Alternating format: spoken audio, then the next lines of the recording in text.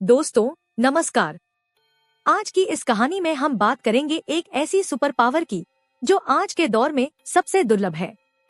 लेकिन सबसे बड़ी बात यह है कि ये सुपर पावर किसी जन्मजात प्रतिभा की तरह नहीं मिलती, बल्कि इसे कोई भी इंसान अपने अंदर विकसित कर सकता है। सोचिए, आप सुबह 9 बजे ऑफिस पहुंचते हैं। चाय बन रही है, मोबाइल नोटिफिकेशन की आवाज आ रही है, सहकर्मी गपशप कर रहे हैं, बीच बीच में मीटिंग्स, फिर व्हाट्सएप पर फॉरवर्ड मैसेजेस। आप पूरे दिन भागदौड़ करते हैं, थक जाते हैं, लेकिन दिन खत्म होते होते आपको लगता है कि कोई बड़ा काम नहीं हुआ। असल में जो काम सबसे जरूरी था वो अटका हुआ है।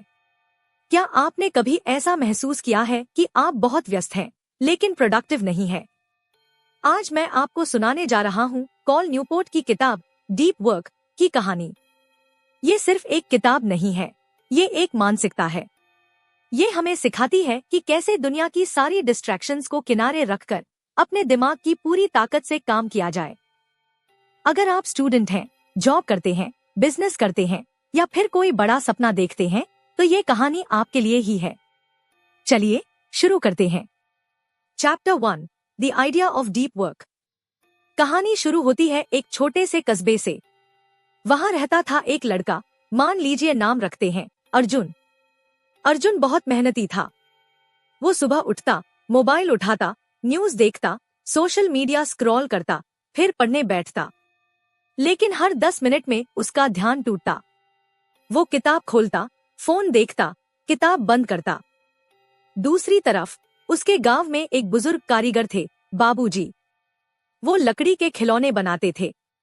बाबूजी के पास न तो टीवी था न इंटरनेट। वो सुबह 4 बजे उठते, अपनी कार्यशाला में जाते और घंटों एक लकड़ी के टुकड़े पर ध्यान लगाकर नक्काशी करते। उनके हाथ धीरे धीरे चलते, लेकिन उनके दिमाग की एकाग्रता अद्भुत होती। जब वो काम कर रहे होते थे तो दुनिया उनके लिए बंद हो जाती थी। अर्जुन को हैरानी होती, बाबूजी, आप इतने शांत कैसे रहते हैं? आपको कोई टेंशन नहीं होती? बाबूजी मुस्कुराते, बेटा, टेंशन तब होती है जब दिमाग हर जगह भागता है। जब मैं यहाँ बैठकर सिर्फ इस खिलौने पर ध्यान लगाता हूँ, तो मैं दुनिया से नहीं, अपने अंदर की दुनिया से जुड़ता हूँ।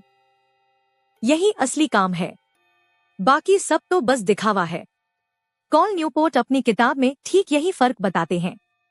वो कहते हैं, हम अर्जुन की तरह हो गए हैं।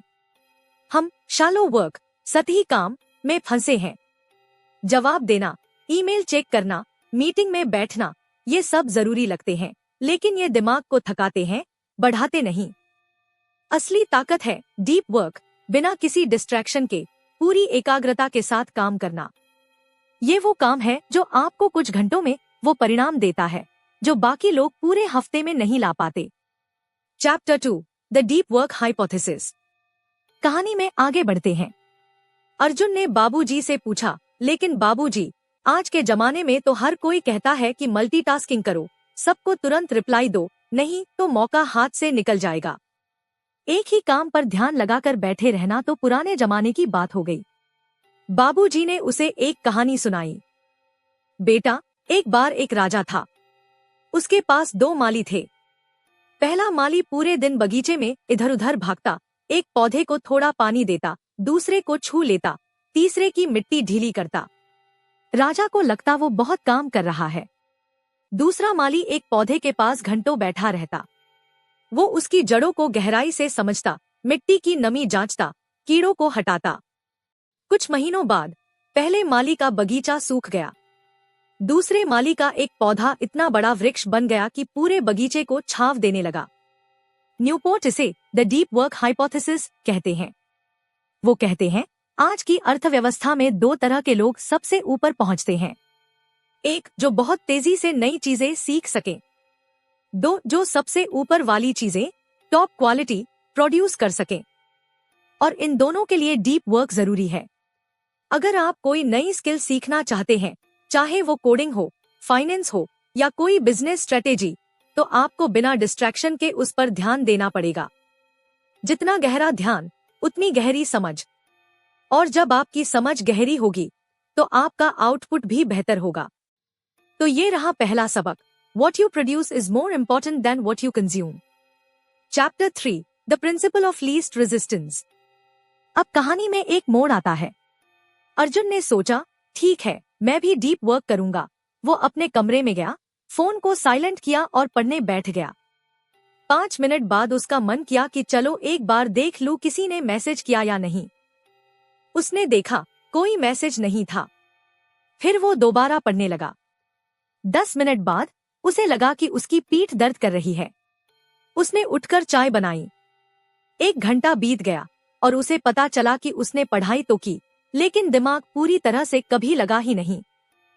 बाबूजी ने उसे समझाया, बेटा, ये दिमाग की आदत है।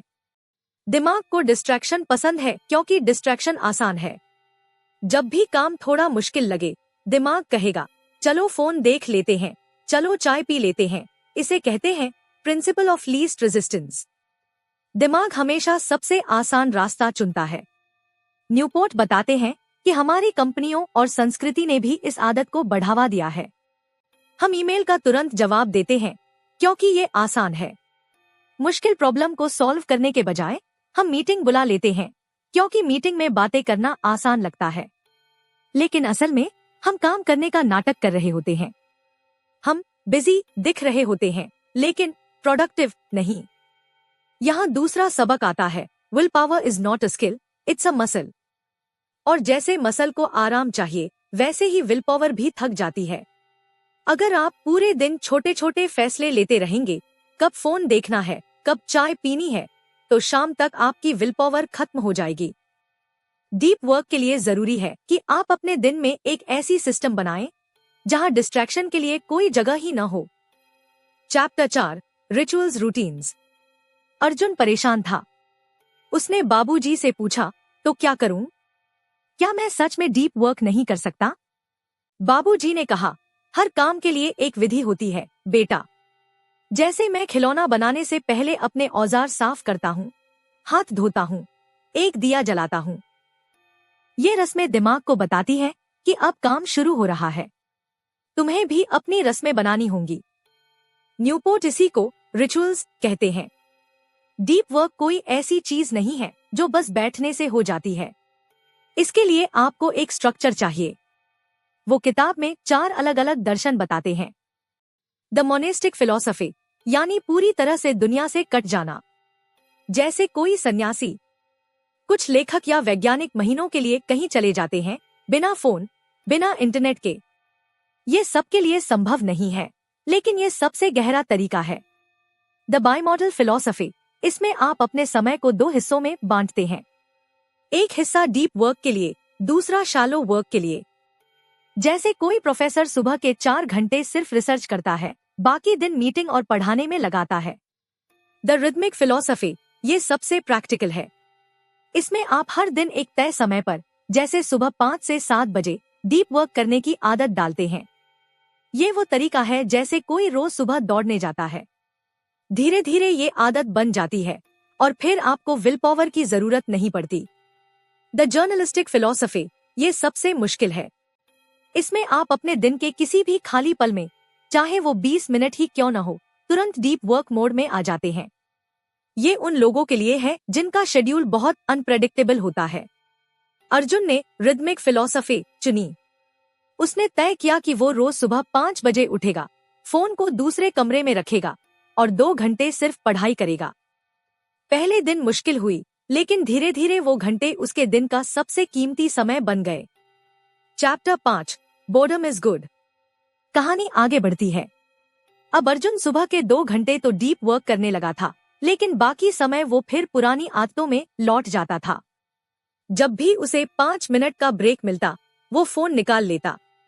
बाबूजी ने उसे एक दिन समझाया, बेटा, तुम सुबह के 2 घंटे तो ध्यान लगा लेते हो, लेकिन बाकी 22 घंटे तुम अपने दिमाग को डिस्ट्रैक्शन की दवा देते रहते हो। ये ठीक वैसे ही है जैसे कोई पहलवान दिन में 1 घंटा कसरत करे, लेकिन बाकी समय जंक फूड खाता रहे। दिमाग को भी आराम चाहिए, लेकिन आराम का मतलब डिस्ट्रैक्शन नहीं है। न्यूपोर्ट यहाँ एक बहुत गहरी बात कहते हैं। वो कहते हैं, आपको अपने दिमाग को बोरियत सहने की ट्रेनिंग देनी होगी। आजकल हम इतने डिस्ट्रैक्टेड हो गए हैं कि अगर हमें 2 मिनट भी बोरियत महसूस हो तो हम फोन निकाल लेते हैं। इससे दिमाग की एकाग्रता की मांसपेशी कमजोर हो जाती है। उपाय यह है कि आप धीरे धीरे डिस्ट्रैक्शन को कम करें। जब आप काम नहीं कर रहे हों तब भी फोन न देखें। लाइन में खड़े हों तो बस खड़े रहें, सोचें। सैर करें तो बिना पॉडकास्ट के करें। अपने दिमाग को बोरियत में रहने की आदत डालें, क्योंकि जब आप बोर होते हैं तब दिमाग अपने आप गहरी सोच में जाने लगता है, और यही गहरी सोच डीप वर्क की नींव है। Chapter 6, quit social media. कुछ हफ्तों बाद अर्जुन की जिंदगी बदलने लगी। उसकी पढ़ाई में सुधार हुआ। उसने एक छोटा सा ऑनलाइन बिजनेस शुरू किया। लेकिन एक दिन उसका दोस्त उससे मिलने आया। दोस्त ने कहा, यार तू तो इंस्टाग्राम पर आता ही नहीं, तू तो लोगों से कट गया है, तेरा फॉलोअर्स काउंट तो बहुत कम है, तू कैसे बिजनेस करेगा। अर्जुन को थोड़ा अजीब लगा। उसने बाबूजी से ये बात कही। बाबूजी हंसे, बेटा क्या तुम्हारे दोस्त ने तुम्हें बताया कि इंस्टाग्राम पर स्क्रॉल करने से उसका बिजनेस कितना बढ़ा? असल में ज्यादातर लोग सोशल मीडिया का इस्तेमाल इसलिए करते हैं क्योंकि उन्हें डर है कि कहीं वो आउट न हो जाएं। लेकिन ये एक ऐसा टूल है जो तुम्हारा सबसे कीमती रिसोर्स, तुम्हारा ध्यान, चुरा लेता है और बदले में तुम्हें कुछ नहीं देता। न्यूपोर्ट यहाँ एक क्रांतिकारी सलाह देते हैं। वो कहते हैं, don't use the internet to entertain yourself, use it to enhance your life. उनका क्राफ्ट्समैन अप्रोच बहुत काम का है। कोई भी टूल, चाहे वो इंस्टाग्राम हो, फेसबुक हो या कोई ऐप, इस्तेमाल करने से पहले खुद से पूछो, 1. क्या ये टूल मेरे डीप वर्क करने की क्षमता को बढ़ाता है? 2. क्या इससे मेरे लक्ष्य, करियर, बिजनेस, हेल्थ को पाने में मदद मिलती है? अगर जवाब नहीं है तो उसे हटा दो। 30 दिनों के लिए उसे छोड़ दो। अगर 30 दिन बाद पता चले कि उसके बिना तुम्हारी जिंदगी में कोई फर्क नहीं पड़ा तो उसे हमेशा के लिए हटा दो। अर्जुन ने यही किया। उसने 30 दिन सोशल मीडिया से दूरी बनाई। उसे पता चला कि न सिर्फ उसका बिजनेस नहीं बिगड़ा, बल्कि उसके पास पढ़ने और सीखने के लिए ढेर सारा समय आ गया। Chapter 7, the importance of down time. अब तक अर्जुन डीप वर्क का जादूगर बन चुका था। वो सुबह 4 घंटे जबरदस्त फोकस के साथ काम करता। लेकिन एक दिन उसे लगा कि उसका दिमाग सुबह सुबह ही थक जाता है। वो पहले की तरह तेज नहीं रह गया था। वो परेशान होकर बाबूजी के पास गया। बाबूजी ने उसे अपने खिलौनों की दुकान के पीछे ले जाकर एक बगीचा दिखाया। वहां एक पेड़ था जिसकी जड़ें बहुत मजबूत थी। बाबूजी बोले, ये पेड़ दिन भर धूप में खड़ा रहता है, लेकिन रात को आराम करता है। अगर ये पेड़ 24 घंटे धूप में खड़ा रहे तो ये जल जाए। तुम्हारा दिमाग भी ऐसा ही है। डीप वर्क बहुत एनर्जी खर्च करता है। तुम्हें अपने दिमाग को आराम देना जरूरी है। न्यूपोर्ट यहाँ एक बहुत जरूरी बात कहते हैं। वो कहते हैं, शाम को काम बंद कर दो, अपने दिमाग को पूरी तरह से आराम करने दो। इसके 2 फायदे हैं। Attention restoration theory. जब तुम प्रकृति में घूमते हो या बिना किसी लक्ष्य के समय बिताते हो तो तुम्हारा दिमाग उन सब छोटी छोटी थकानों से ठीक हो जाता है। The deliberate practice. रात को अच्छी नींद और आराम के बाद अगली सुबह तुम्हारा दिमाग नए विचारों के लिए तैयार होता है। अर्जुन ने ये भी मान लिया। उसने तय किया कि शाम 6 बजे के बाद वो कोई भी काम नहीं करेगा। वो परिवार के साथ बैठेगा, किताब पढ़ेगा या बस कुछ नहीं करेगा। उसे लगा कि ऐसा करने से उसकी सुबह की प्रोडक्टिविटी दोगुनी हो गई। कंक्लूजन। समय बीतता गया। अर्जुन अब वह अर्जुन नहीं रहा जो दिन भर भागदौड़ करता था और रात को थक जाता था। अब वो एक ऐसा युवा था जो सुबह के 4 घंटे में वो काम कर लेता था जिसके लिए दूसरों को पूरा हफ्ता लग जाता था। उसकी पढ़ाई टॉपर में आ गई। उसका छोटा सा बिजनेस जो उसने डीप वर्क के दौरान सीखी हुई स्किल्स से बनाया था, अब शहर में मशहूर हो गया। एक दिन वो बाबूजी के पास गया। बाबूजी अब बूढ़े हो चुके थे। उनके हाथ कांपते थे, लेकिन उनकी आंखों में वही चमक थी। अर्जुन ने उनके पैर छुए और कहा, बाबूजी, आपने मुझे सिखाया कि असली ताकत दिखने में नहीं, ध्यान लगाने में है। आज मैं जो कुछ भी हूँ उसकी नींव उन 4 घंटों में है जो मैंने हर दिन सिर्फ अपने लिए निकाले। बाबूजी ने उसके सिर पर हाथ रखा और बोले, बेटा याद रखना, दुनिया हमेशा शोर मचाएगी, हर कोई तुम्हारा ध्यान खरीदना चाहेगा, लेकिन जो अपना ध्यान खुद के हाथ में रखता है वो ही अपनी जिंदगी की कहानी खुद लिखता है। तो दोस्तों, ये थी कॉल न्यूपोर्ट की किताब डीप वर्क की कहानी। इस कहानी से हमें क्या सीख मिली? Shallow versus deep. सतही काम सिर्फ व्यस्तता दिखाते हैं, गहरा काम ही असली परिणाम लाता है। रिचुअल्स बनाओ, डीप वर्क को इच्छा पर मत छोड़ो, उसे एक रूटीन बनाओ। अपने दिन में तय समय निकालो जहां दुनिया से कट जाओ। बोरियत को गले लगाओ, हर खाली पल को फोन से न भरो। दिमाग को शांत रहने की आदत डालो। सोशल मीडिया से सवाल करो, हर टूल से पूछो, क्या ये मेरे बड़े लक्ष्य में मदद कर रहा है? अगर नहीं तो अलविदा। आराम भी जरूरी, शाम को काम बंद करो, दिमाग को रिचार्ज होने दो। आज की इस भागदौड़ भरी जिंदगी में जहां हर कोई आपका ध्यान चुराने के लिए बेताब है, डीप वर्क एक वरदान है। ये आपको भीड़ से अलग करता है। ये आपको वो क्षमता देता है जिससे आप अपने सपनों को हकीकत में बदल सकते हैं। अगर आपको ये कहानी पसंद आई हो तो इस वीडियो को लाइक करें। ऐसी ही और प्रेरणादायक कहानियों के लिए जो आपकी जिंदगी बदल दे, हमारे चैनल को सब्सक्राइब करें और घंटी का बटन दबाना मत भूलना। धन्यवाद। आपका दिन शुभ हो और अगली कहानी तक के लिए नमस्कार।